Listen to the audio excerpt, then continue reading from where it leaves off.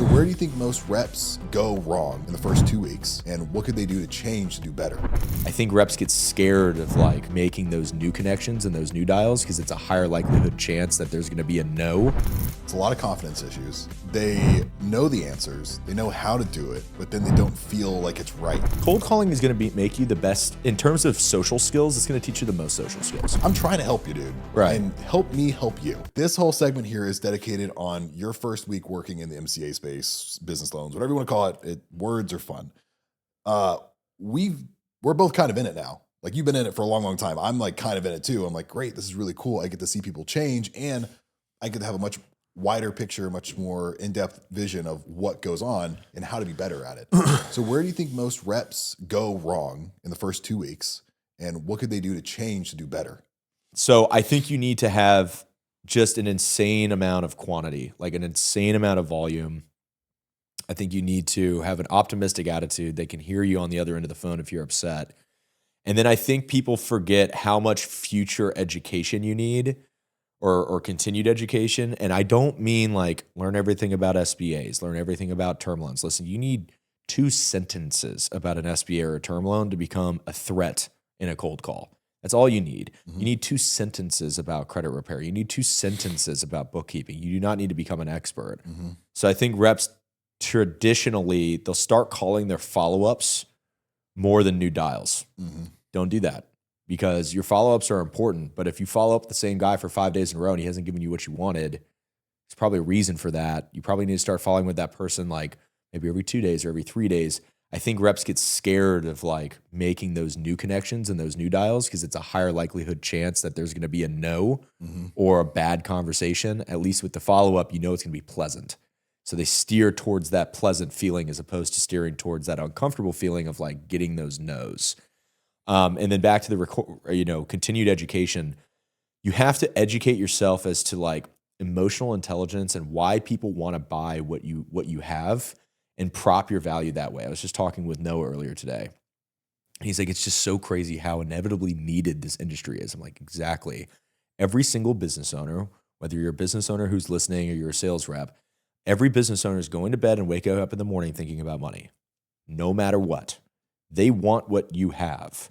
But sales reps get in their own way. They're like, my money's expensive. Am I hurting the business owner? Listen, the business owner would not be borrowing money from you and signing your contracts if you're hurting the business owner. You just have to create your value prop the correct way, right? So, and continued education on reading that emotional intelligence, understanding your product, believing in your product. A lot of people start in the industry and they don't believe in the product, right? Either because their parents told them that it wasn't a good product, or because maybe they've been around the sales, aspect of financial sales for a while, but like the bankers are shitting on the product because it's expensive. It's like, well, bankers, I can shit on you because you don't give anyone any money. Yeah. Like, there's a reason we exist. It's because you're not doing your job, right?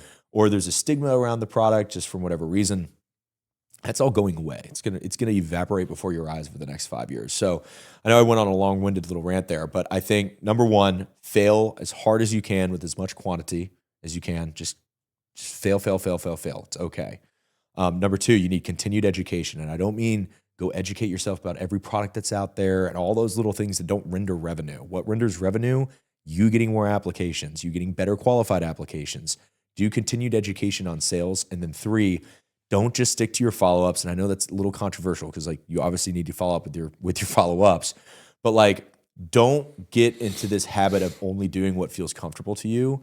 You need to go outside of your comfort zone and go talk to the people that are going to tell you no and make those new dials. Those new dials are those new business. So if you can keep those 3 things in mind, I think you're going to do really well. Yeah. And I think a lot of people, when they get into sales, it's a lot of confidence issues, and they know the answers. They know how to do it, but then they don't feel like it's right, or they feel like they're being too pushy, or they feel like it's not allowed.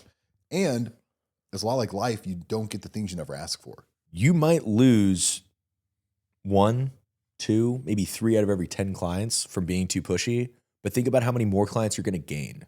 So think about it as an opportunity loss. It's like you need to be pushy, and it needs to be tastefully pushy. Make jokes, Yeah. Be a good human being about it, don't just be an asshole. But like you being pushy, yes, you're going to lose a couple clients, but you're going to lose a lot more by not being pushy. I think that's the important thing to consider. Yeah. Well, and I like to reframe how you even think about something. Like I was having a conversation with, some of the people today, and they're like, I don't want to be pushy. And it was like, there were 3 guys. We were all talking. They're like, I have the same issue. Can you give me some advice on this? And I was like, yeah. And they were trying to figure out. What's your doom answer? Murder somebody. Just fucking kill them. So to give you guys like a side note here, Cameron is making an AI chatbot so like our reps can ask questions, and he used the Doom character from some video game, which is just super aggressive. Oh, it's like it's the hilarious. most bro. It's like Gears of War. When you say Gears of War, it's like you think giant jack dude who commits atrocities in the name of for fun. I don't know. So you're like, this is cool. But the conversation piece was they couldn't get bank statements. They're like, they kept telling me they were gonna. I've called 5 times, like, oh yeah, later. I'm like, what are you saying? They're like, oh, okay. And I'm like, no. And I walked through some different things you could say, but one thing that I said, I was like, so they pick up the phone, they're like, hey Jim, I got like this really cool thing in front of me and I want to give it to you, but I'm waiting on you. Do you want this cool thing? Does that sound good? And Jim's like, well, yeah, of course I want it. I'm like, Jim, you're the guy stopping this right now. Why don't you just do this? And then I pulled out my phone because I was like, you want to see how long it takes to get a Chase bank statement? 30 seconds. I pulled out my statement. So I was like, you push the share button right here. I was like, you know what, Jim? I'll walk through it with you. Boom. And you say it like that.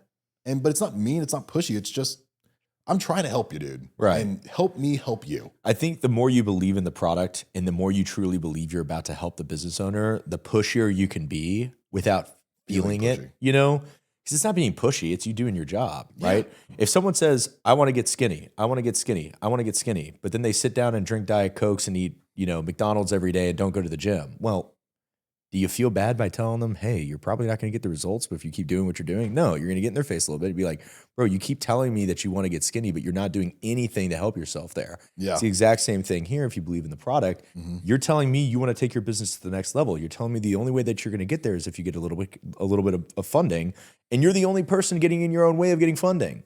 Help me help you. I just think it's sales reps at the beginning, because cold calling is going to make you the best in terms of social skills. It's going to teach you the most social skills. So I find it to be like people that just don't have the same level of social skills is what you need to be a very good sales rep. Like that's what it's going to teach you.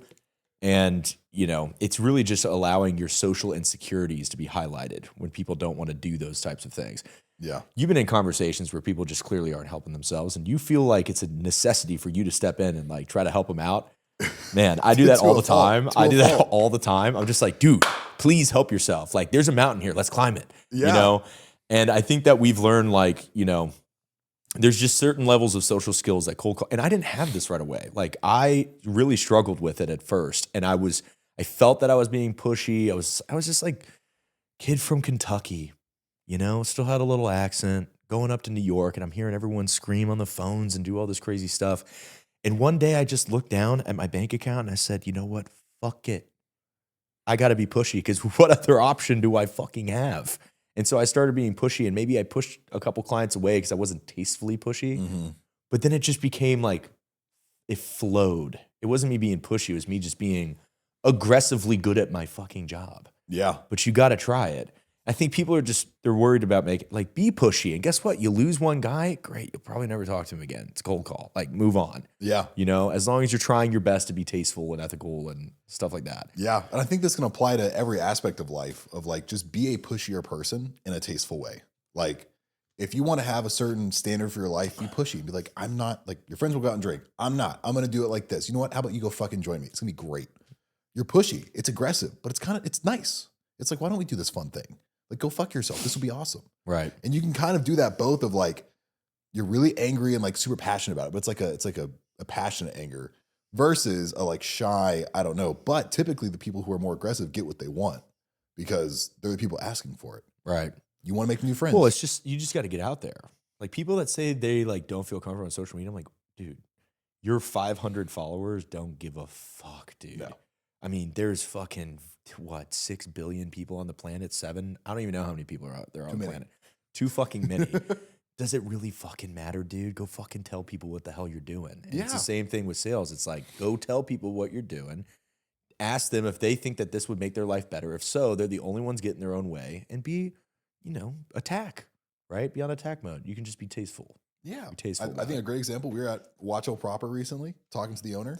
You didn't know what you did and who you were. And I was like, me and my buddy. does business loans. Yeah, It's Cameron's pretty really cool. good at I that. just love introducing people because it's like there's always an opportunity for something somewhere. And I want people to think of me and think of a thing. So the more I can associate myself with a thing, then it just gets easier. And that's real marketing of just like, What's your thing? well, now it's going to be business, lending, and marketing because Okay. it's both. But that and then being really aggressive in the gym. So kind of three. But, you know, One avatar. one avatar, gym, marketing, loans. Yeah, just merge all those words together, and now it's not 3, it's 1. But it's just like Gym alone. Gym alone. It's like the CERM. Yeah. They say we call it CRM. Come the up with some CERM. new language to accommodate for it. Yeah. Well, okay. So I think hopefully our reps can listen to this. Like, I think we should send it out to them and be like, guys, don't be afraid to be pushy. And hopefully they can rewire their brain a little bit to think of what they're doing as not even pushy. Make it a positive thing that you can use this as an opportunity to make your personal life better and make more money, which I don't know anybody who would want to have a better personal life and more money. Sounds pretty That's great. all cold calling does. It literally enhances your life in so many ways. Yeah. Like, It's pretty great. I love being on the phone. It's actually fun. yeah. Like, I would rather call people than do other stuff a lot of the time, but like there's work to be done. So a lot of people experience a little bit of success and get a bit of an ego in their head to the point where they're like, oh, I'm like doing things, but they lack context the entire world. Because I feel like I do things. And then I look at other people and I'm like, wow, fucking lame. So what have you seen in your life with, because you've had success and I'm sure now you're even like, bro, I'm not doing shit. You're like, fuck. Like, how's that grown with you with the ego and growing and making money and all of that? And then even like, have you been able to been coachable through that as well? I think the only business owners that survive are coachable. I mean, you have to understand, we don't have someone that we can go to like a boss and ask them what to do. We have to go find resources from mentors, from other people that we might employ that know something better than we do about a certain subject. I mean, I watch sales reps that are great start to die off because of their lack of coachability. You know, they're like, I've been here through 2 or 3 years. Like, I know what I'm doing. You guys don't. I'm like, well, I've done everything that you've done way bigger. Mm-hmm. And I'm still acknowledging that I don't know anywhere near enough. I mean, I'm looking at, you know, there's always someone doing something better. And maybe you're the one person that becomes the number one in your field for a particular niche. But my mentality is like, I'm going to leverage that niche to get into another one. Yeah. Or sell off equity and then start something new. Like, I just like to build. It's about the chase.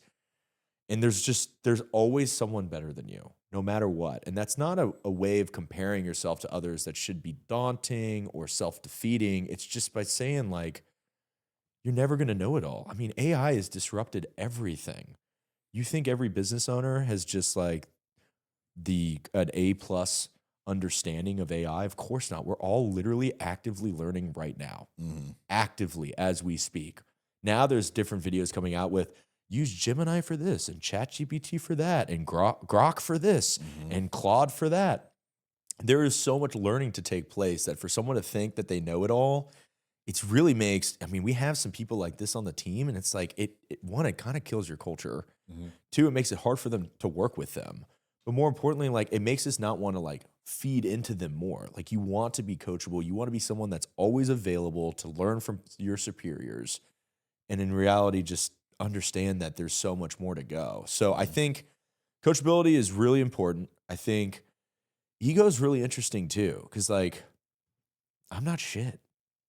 I'm just not shit. When it comes down to it, I'm the best that I can be, but it's only me against me. And I know that I can be much better with time, with energy, with continued development, with discipline. But like, I don't know. I don't view anything like, you know what's funny? I think that the watches and the cars and stuff like that I originally started to buy was like feeding my ego. And then I realized that it didn't fill my cup anymore. And that was a maturity moment in me of like, wow, I needed these external things to prove to myself that I was worth something. Now I don't need that external thing. I'm so confident in my own personality and my own identity that I don't need these external things to remind me of that. And so I think there's a sense of maturity there. Best way I can sum up my self-actualization is that God gave me some incredible talents and I will regret it if I don't use them. Yeah. And I think building things and being on a team and, you know, it's just fun to solve big problems.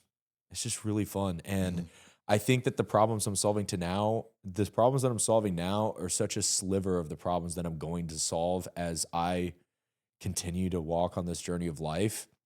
I think it's just going to become a bigger playing field. It's going to require more pressure. It's going to require more just, it's going to be stressful, right? But I think that's what I was born to do. You know, one of the deadly sins is sloth, right? It's like just not using your abilities, not doing anything. It's like that is something, you know, there might be other deadly sins I struggle with, like gluttony or something like that. I know you do when we go to lunch. But what I'm saying is, like, that's just not one that I'm going to succumb to. Like, I know I have talent. I'm overwhelmingly type A. I'm going to go climb whatever mountain that I can just because I don't want to look back at life and regret it. But how this stems back in is I know that the only way I can do that is with help. I mean, I'm calling people up all the time. You hear me call you at night. You know how many other people I'm calling? I'm just like, help me out with this situation. Like, what would you do here? And usually they don't know the answer because they're not sitting in my shoes, but they can give me something that at least helps me get my thoughts in order or maybe gives me an idea. And there's so many mentors I think that I have. It's like I have 20 of them that I call up for different things, but it all compiles like what a normal person would go to their boss to ask for help on something. Like I have like 20 people that I have to go to like form my opinions on business so I can get to the next level. It's like really just market research. Yeah, a lot of it's processing too. It's like, how does someone process their problems? Like, are you deciding to seek out things from other people? Are they people that have done the things you want to do? I mean, this is all coachability. If you're experiencing an issue within yourself or in your business and your sales cycles, whatever, and you're like, I want to grow. You're like, okay, where are you going to find that growth? Or are you just like, no, I'm doing good? Like, are you always gassing yourself up? It's kind of like the mentality of like, do I want to come from a place of humbleness or a place of like, I already got it figured out? Well, sales reps that are like flaunting that they got it all figured out, they can't learn anything else, just tells me that one, they're not going to make good managers. They're going to be terrible managers, and you might be able to make $1 million a year being a good sales rep, but like, you're only going to be as good as the work ethic you put in that month. It's where it stops. So retirement, you better save. And a lot of those people that are steering with ego, they're not saving either. So not only are they only as good as their work ethic, they're also not saving correctly. It's typically what I'm seeing with people that are leading with ego. But I think ego destroys companies. It destroys businesses. It destroys cultures. And I think that the alternative financing space, particularly because there's a lot of like fast cash aspects to it, is breeding, at least bred, past tense, some terrible, terrible actors within the space that just valued just the wrong things. And I'm watching as there's more of a social media presence and dominance over the industry, that people that are level-headed, that are actually good at business, are coming into the space, and you're going to watch them take over all these guys that are, you know, just buying watches, cars, and, you know, going to Miami every weekend or live in fucking Miami. You know what I'm saying? Yeah, it's expensive. Well, and then you understand the opportunity cost of not saving. Or I love when Alex Mosey is like, the best investment you can make is the SME 500. Yeah. Like, I love that analogy. It's great. I wholeheartedly believe it. Like, is the Cindy 500. Yeah. No, exactly. Well, you got the SME and the Cindy, but you got to invest in the SME to learn about the Cindy. Because not a lot of people know about the Cindy. Kind of I didn't know about Cindy. She's beautiful. Yeah, she's the most beautiful. That's the lady in the red dress that we're always sitting next to. Which is okay. That is an okay lady in the red dress to have in your life. Yeah, that's not a distraction. That's not a distraction. That's wifey right there. Wifey material. Who's ever listening to this, we love you. Cindy 500 is syndication for all those that might be questioning that. If I ever get a girlfriend and she looks at this, or if your girlfriend's looking and she's like, who's Cindy? Yeah. Excuse me. Well, I wasn't taking it that way. I was just taking people would be like, what the hell are they talking about? I'm thinking it like that because, all the things. But also, I think people need to understand, where do you get advice from? Like, listen to people that have done the things you want to do. Dude, my father, my uncle, my CPA, my lawyer, anyone that makes more money than me. It doesn't matter what industry they're in. I'm like, you clearly did something really fucking well. Talk to me about it. Like, you know, teach me something here. And then you also can take learning lessons from people that are working for you. Sales reps that don't understand something, there is some type of lack of leadership in some way, shape, or form. There's some lack of workflow. There's some lack of communication wavelength. There's some lack of training. That teaches us on how to be better. We have to look at what we're dealing with within our downlines too, not just how we can be better and always be looking up at the sky, we also have to be looking down at the people that we're managing and learn from them. A lot of people do, whenever you have a meeting, you want to give everyone a chance to speak their mind, because if they don't, then one, things get bottled up. But two, maybe you don't listen to everything that they have to say, because more often than not, they don't have the same amount of context as you do. Like maybe their world is sales and you're like sales, marketing, accounting, compliance, syndication, whatever. But like sometimes there's some great ideas that come about that you learn from. And so you just have to be looking at all areas for learning opportunities. And then, yes, when you can always find a little piece from everybody of like, oh, that's actually a good text. Like, I like that idea that you said it like that. Or it's like, this is it's a interesting. muscle. It's a muscle. It's a muscle. Like, And I think that act of like graciousness to be able to give back the like to relinquish a little bit of control and be like, I can learn from all these surroundings in life is really going to make you better. But man, that's another thing about talking. Like you just talk to so many people. I do too. But like if I didn't talk to all these people, like I wouldn't know CEOs of other companies. I wouldn't have networked well enough to be able to, and sometimes that comes into favor because I ask them strategies and tactics on how they run funding businesses, brokerage shops, whatever it is. Sometimes it's just me building relationships with like an underwriter so I can get a deal done with favorable terms that are outside of their box. But either way, that networking helps. And then you study the competition and you make it friendly. It's like, oh, they do this thing really, really well. I want to replicate a piece of that. Yeah. Right.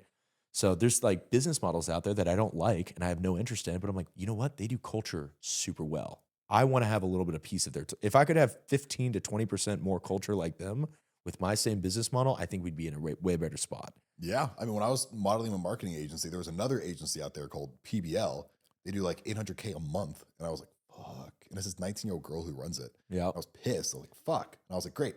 Let me look at your like pricing packages. And I did my packages directly based off of that. Just made $1,000 cheaper per one because my delivery is way cheaper. And I was like, sick. And I sold the fuck out of them. Like they did really well.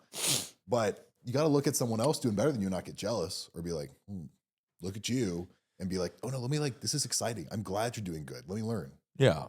Well, if they weren't doing better and you were all of a sudden the best marketer on the planet, who would be pushing you to be better than you are now? You're always comparing yourself to people that are better. Yeah, I think you should. There's a healthy way to do it. I mean, there's a little bit of demonization in society where people are like, don't compare. I'm like, no, fuck that. Compare the fuck.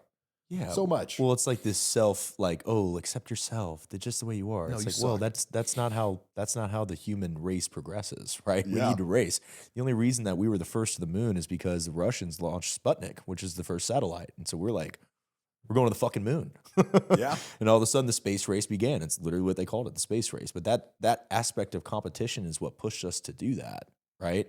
So I think there's a healthy way to do it. You don't want it to consume your life. You want to have, a firm identity and maturity in that identity of loving yourself and, accepting yourself. But you also want to be the best. Yeah. To some degree. Mm-hmm.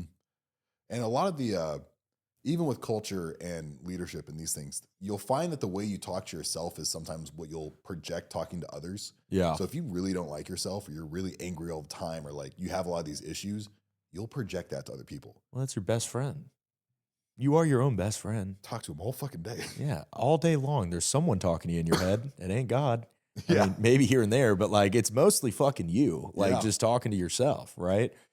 It ain't the narrator of your life. You are the narrator of your life. So if you start talking to yourself better, it'll ooze over to your team for sure. Yeah. And there's a downline for you get better at sales, you get better at communication, you get better talking to teammates. Like, you know what? Let's talk about ego again. What good does ego bring? Other than very short-term selfish pleasure.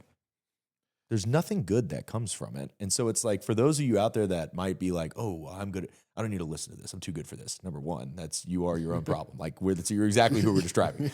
Number two, it's like, what harm could come from it? Would you like a closer relationship with your neighbor, with your spouse, with your friend? Do you think other people enjoy being around someone that's that egotistical? I've caught myself in ego all the time. It's kind of a repellent. Not only for upper level management to consider you for more jobs, but for lower level management to want to work for you. Mm-hmm. It's not an attractive trait. So you look at ego and pride and you're like, and you can have it, like you can be proud of what you've done, but like, if you're overwhelmed with it and you just become hard-headed and it leads to this lack of coachability, no one's going to win. You're hurting the entire company. Mm-hmm. Yeah. If you can be a team player, we'll kind of wrap it up in this sense, but if you can be a team player as somebody who really wants the group to do better because you know you get farther as a team. Teams require communication. Teams require uh, humility. Teams require a lot of things that are uncomfortable to somebody who maybe has a big ego or a lot of pride. So when you look for growth, when you look for all of these things in life and you want success, be humble, listen to everybody, and learn as much as you can.